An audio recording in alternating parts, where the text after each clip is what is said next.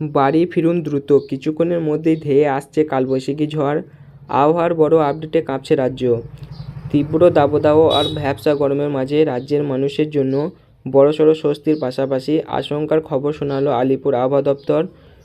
রবিবার সন্ধ্যের পর থেকেই রাজ্যের বেশ কিছু জেলায় আবহাওয়ার এক আমূল পরিবর্তন লক্ষ্য করা যাচ্ছে।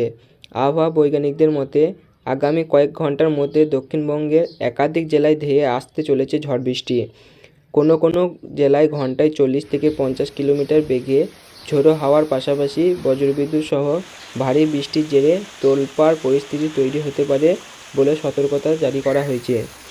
আবহাওয়াবিদদের মতে হঠাৎ করে এই আবহাওয়া পরিবর্তনের পেছনে রয়েছে বঙ্গোপসাগরে তৈরি হওয়া একটি শক্তিশালী নিম্নচাপ এবং তার অনুকূল বায়ুপ্রবাহ। এই নিম্নচাপের জেরে সমুদ্র থেকে হু হু করে প্রচুর পরিমাণে জলীয় বাষ্প ঢুকতে শুরু করেছে রাজ্যের বায়ুমণ্ডলে, যা বজ্রগর্ভ মেঘ তৈরির জন্য আদর্শ পরিস্থিতি তৈরি করেছে।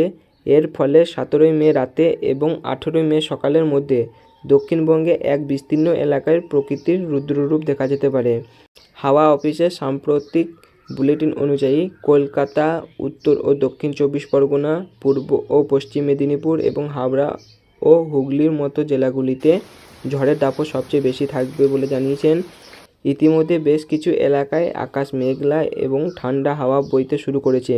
এই জেলাগুলির বাসিন্দাদের আগামী কয়েক ঘন্টা সতর্ক থাকার পরামর্শ দেওয়া হয়েছে, বিশেষ করে বজ্রপাতের সময় খোলা আকাশের নিচে বা গাছের তলায় না থাকার নির্দেশ দিয়েছেন প্রশাসন।